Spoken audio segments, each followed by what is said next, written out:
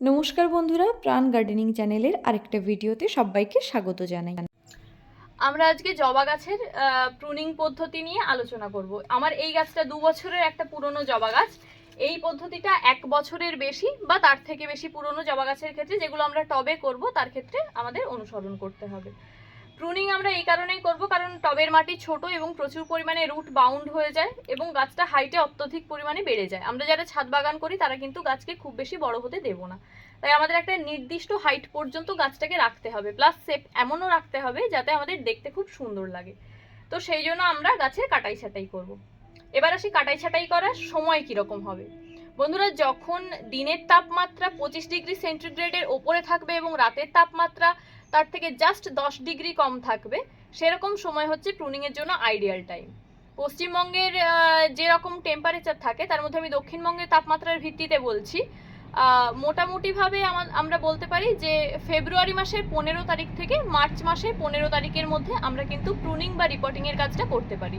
তবে ইদানিংকালে গরম এবং পড়া বা গরম কমে যাওয়া, এই যে বিষয়গুলো হচ্ছে, এগুলো অনেকটা প্রকৃতির খামখেয়ালিপনায় চলছে। তাই সেরকম যদি হয় কখনো যে আমাদের গরমটা খুব তাড়াতাড়ি পড়ে গেছে, সেক্ষেত্রে আমরা ফেব্রুয়ারি মাসের প্রথম সপ্তাহ থেকেও কিন্তু প্রুনিংটা করতে পারি।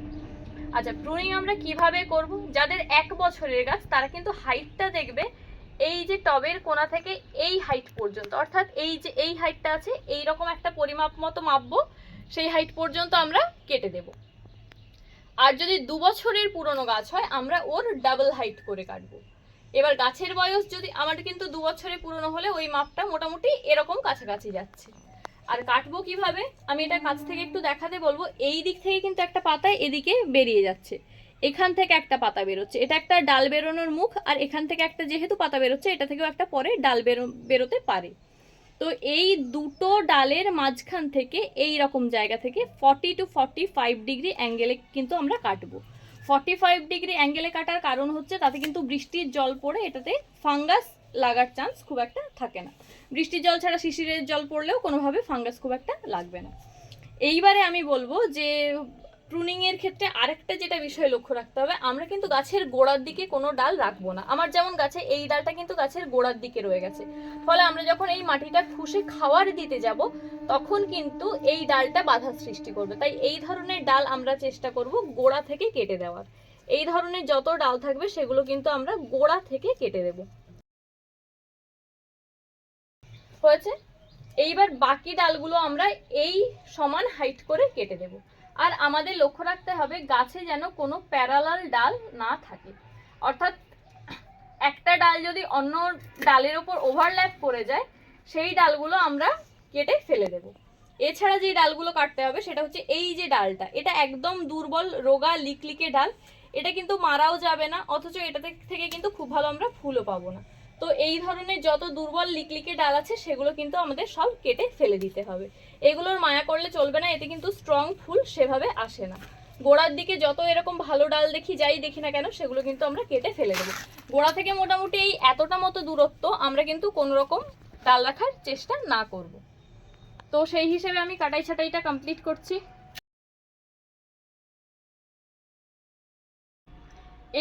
এই ক্ষেত্রে আমি দেখাবো, এইখানে কিন্তু একটা ওভারল্যাপিং ডাল আছে, এই ডালটা একে ক্রস করছে, এই ডালটা একে ক্রস করছে এবং এইরকম একটা পয়েন্টে। এক্ষেত্রে আমার এই ডালটা খুব রোগা লিকলিকে, তাই এটাকে আমি গোড়া থেকেই কিন্তু কেটে বাদ দিতে পারি, দিয়ে দেবো। কিন্তু যাদের ক্ষেত্রে হবে যে এই ডালটাও মজবুত এবং এরকম ডালটাও মজবুত, সেক্ষেত্রে আমরা কোন দিক থেকে কাটবো না, এখান থেকে একটা পাতা, এই যে পাতাটা বেরোচ্ছে এ কিন্তু এই দিকে বেরোবে, আর এই দিকে যে পাতাগুলো সেগুলো হচ্ছে এই দিকে যেগুলো বেরোবে আমরা সেটা রাখবো। এদিকে বেরোলে এদিকে আসবে না, আর এদিকে বেরোলেও এ সোজা উঠে আসবে, ফলে এই দুটো পরস্পরকে ক্রস করবে না। সো সেই রকম জায়গা থেকে আমরা এই রকম বিষয় থেকে আমরা চেষ্টা করব 45 ডিগ্রি অ্যাঙ্গেল করে কেটে দেওয়ার। এ বেরোলে এই এই জায়গাটা, এইখান থেকে ডালটা সোজা বেরিয়ে যাবে, এবং এখানে আমরা যদি একটু নিচ থেকে কাটি তো সেই জায়গা থেকে দেখব এই যে একটা কচি ডাল বেরোচ্ছে, এই কচি ডালটা সোজা বেরিয়ে গিয়ে আলাদাভাবে ব্রাঞ্চ সৃষ্টি করবে। কিন্তু এক্ষেত্রে যেহেতু এই ডালটা একদম পাতলা রোগা লিকলিকে, এটা আমি গোড়া থেকে কেটে বাদ দিয়ে দেবো। তো এইভাবে আমি গোটা গাছের প্রুনিংটা কমপ্লিট করছি। সবসময় কাটার সময় লক্ষ্য রাখতে হবে যে যে জায়গা থেকে গাছের পাতা বেরোনোর মুখ হচ্ছে, এই যে পাতা বেরোচ্ছে তার জাস্ট ওপর থেকে আমরা কাটবো। এখান থেকে পাতা বেরোচ্ছে, এখান থেকে পাতা বেরোচ্ছে, এর জাস্ট ওপর থেকে 45 ডিগ্রি অ্যাঙ্গেল করে আমাদের কেটে দিতে হবে। আর আমাদের লক্ষ্য রাখতে হবে গাছের যেন ভেতরের দিকে খুব বেশি ডাল না থাকে, গাছের ভেতর যেন সবসময় রোদ, হাওয়া, বাতাস ইত্যাদি খেলতে থাকে। তো সেরকম একটা জায়গা রেখে আমরা কিন্তু গাছের মোটামুটি কাটাই ছাটাই কমপ্লিট করে ফেলবো।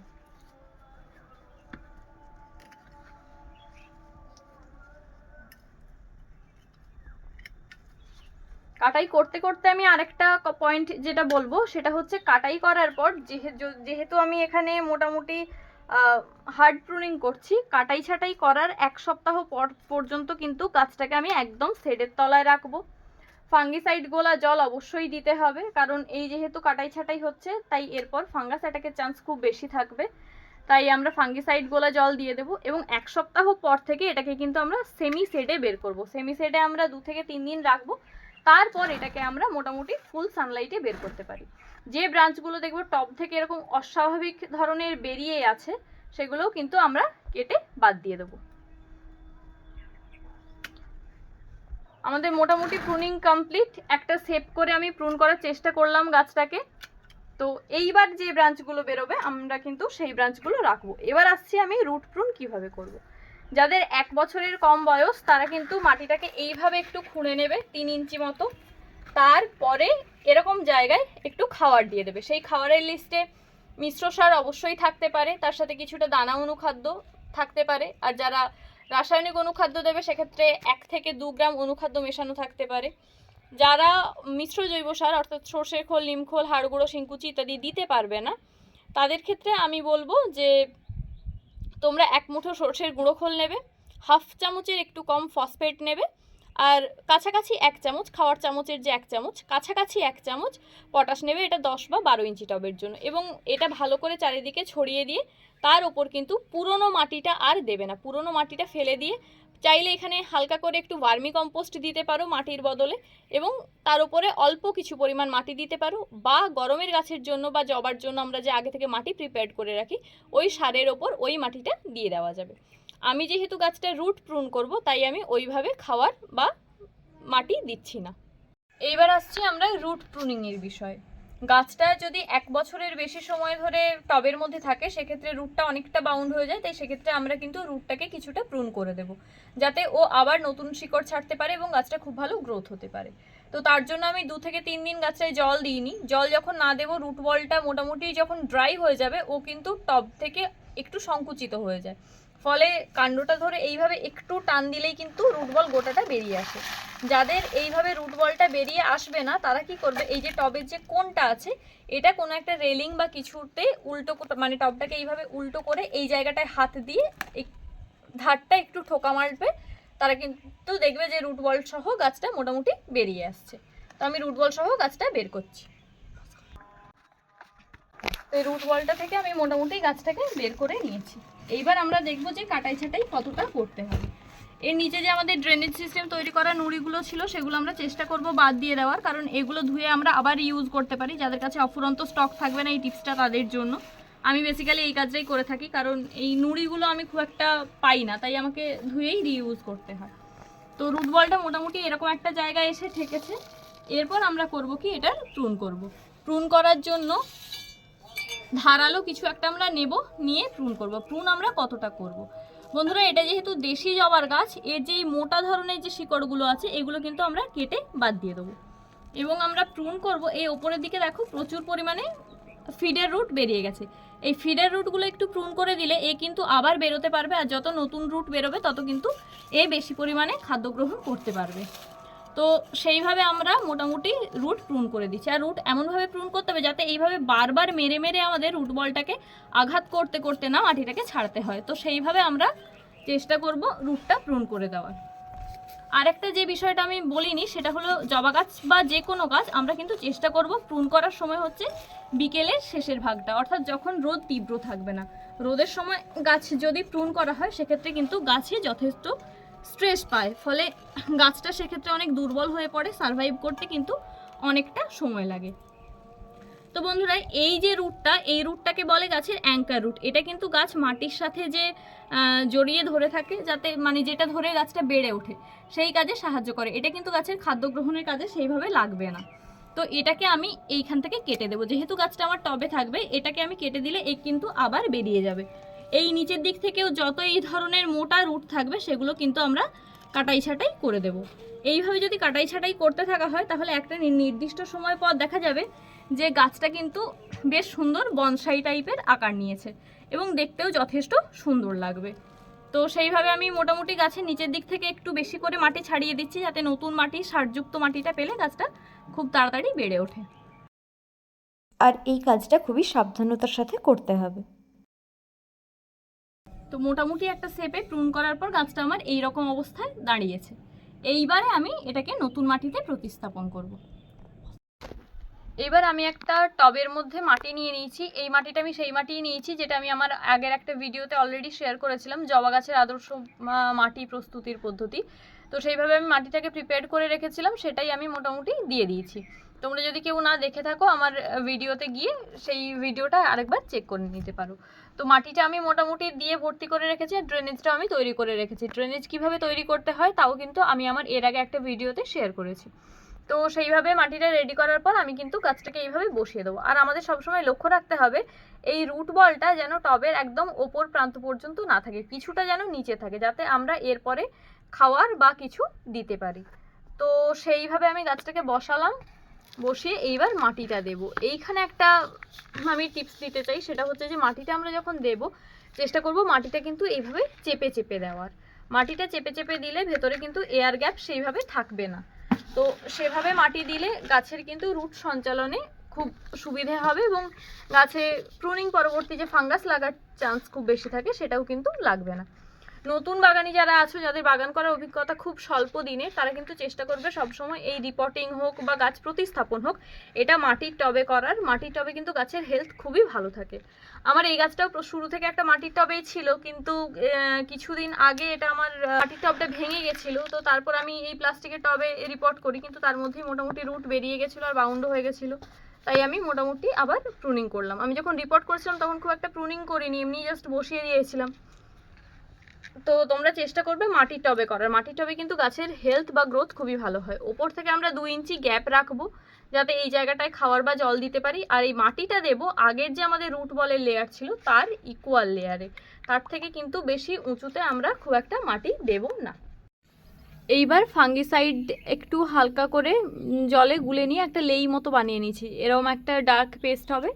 তো সেটাকে নিয়ে আমরা এই কাটা জায়গাগুলোয় মোটামুটি ভালো করে লাগিয়ে দেবো, যাতে ফাঙ্গাস অ্যাটাক না হয়। অনেকে করেন কি, এটার সাথে কিন্তু তারা এই রকম ওপরে ফাঙ্গিসাইডের লেই না লাগিয়ে গোটা গাছে ফাঙ্গিসাইড স্প্রে করে দেন প্রুনিংয়ের পর। সেটাও করা যায়, কিন্তু বেসিক্যালি আমি এটা করি না। আমি করি কি, এইভাবে ফাঙ্গিসাইডের লেইটা লাগিয়ে দিই। তো ফাঙ্গিসাইডের লেইটা আমি মোটামুটি লাগিয়ে দিচ্ছি। সব কাটা ডালগুলোতে এমনভাবে ফাঙ্গিসাইড লাগিয়ে রাখবো যাতে কোনো ব্রাঞ্চ যেন বাদ না পড়ে যায়, সেইভাবে আমাদের কনসিয়াসলি ফাঙ্গিসাইডটা লাগাতে হবে। তো মোটামুটি সব জায়গায় ফাঙ্গিসাইড লাগানো কমপ্লিট। এইবার আমরা গাছটায় জল দেব। জলটা আমরা এমনি জল দেবো না, যেহেতু আজকে প্রুন করলাম তাই আমরা চেষ্টা করব একটু ফাঙ্গিসাইড গুলো জল দিতে। তো ফাঙ্গিসাইডের রেশিওটা হবে 1 লিটার জলে 2 গ্রাম মতো ফাঙ্গিসাইড গুলে আমরা দিয়ে দেবো। আমি এক্ষেত্রে সাফ ব্যবহার করছি, তোমরা সেক্ষেত্রে ম্যানসার ইউজ করতে পারো, বা যে ধরনের ফাঙ্গিসাইড তোমাদের হাতের কাছে থাকবে সেরকম যে কোনো ফাঙ্গিসাইডই দিতে পারো। সিস্টেমিক ফাঙ্গিসাইড দিলে একটু ভালো হয়, যদি সিস্টেমিক ফাঙ্গিসাইড নিতান্তই না থাকে তো কন্ট্যাক্ট ফাঙ্গিসাইডও দিতে পারো। তো রেডোমিল গোল্ড বা ব্যাভিস্টিন যা কিছুই ইউজ করা যায়। এক্ষেত্রে আমরা যখন জলটা দেবো একদম ভর্তি করে জল দেব, যাতে করে জলটা দেওয়ার পর টবের তলা থেকে ড্রেন আউট হয়ে জলটা বেরিয়ে যায়। প্রথমবার এইভাবে জলটা বেরিয়ে যাবে, তারপর কিন্তু ময়েশ্চার বুঝে আমরা জল দেব। তো প্রুনিংয়ের পর গাছটার এরকম অবস্থা হয়েছে। এটা আমার 2 বছরের পুরনো জবার গাছ। গাছটা মোটামুটি এখন এরকম বুশি হয়ে আছে। তো আমি কি মেথডে কেটেছিলাম সেটা আমি দেখাচ্ছি। গাছের গোড়াটা দেখে নিশ্চয়ই বোঝাই যাচ্ছে যে এটা ঠিক কতটা মোটা। আমি কিন্তু প্রথম বছর এরকম 1 বিঘা হাইট মতো রেখে, এই যে মানে আমার এই যে আঙুলের যে স্পেসটা, এরকম একটা হাইটে রেখে এটাকে প্রুন করেছিলাম। এবং এই বরাবর, এবং সেকেন্ড বছর আমি এখান থেকে আরও অতটা মতো হাইট রেখে এই জায়গা থেকে প্রুন করেছিলাম। আশা করি এই প্রুনের জায়গাটা ঠিক বোঝা যাচ্ছে। এইবার ওই লজিক মেনে আমি যদি করি তাহলে আমার এই বছর, যেহেতু এটা থার্ড টাইম, আমি কিন্তু এই রকম হাইট রেখে অর্থাৎ এই জায়গা থেকে প্রুন করব। কিন্তু বন্ধুরা, সেটা যদি করা হয় তাহলে কিন্তু এই গাছটা ক্রমশ লম্বায় বাড়তেই থাকবে। আমরা যেহেতু টবে ছাদ বাগানে এই গাছগুলো করি, আমরা কিন্তু খুব বেশি বড় সাইজের এই গাছটাকে রাখতে পারবো না।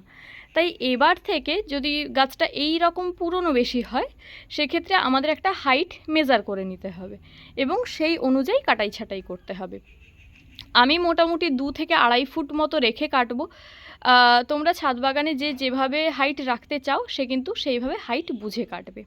তো সেই মেথডে আমি এই গোটা গাছটা প্রুন করা কমপ্লিট করছি, আর তোমরা এটা দেখতে থাকো। ততক্ষণে আমি আরেকটা ইম্পর্টেন্ট টিপস তোমাদের সাথে শেয়ার করি। সেটা হচ্ছে, জবা গাছ তো আমরা প্রুন করলাম, প্রুন করার পর আমরা 1 সপ্তাহ মতো ওটাকে শেডে রাখবো এবং তারপর সেমি শেডে রাখবো, তারপর ফুল সানলাইটে বের করব।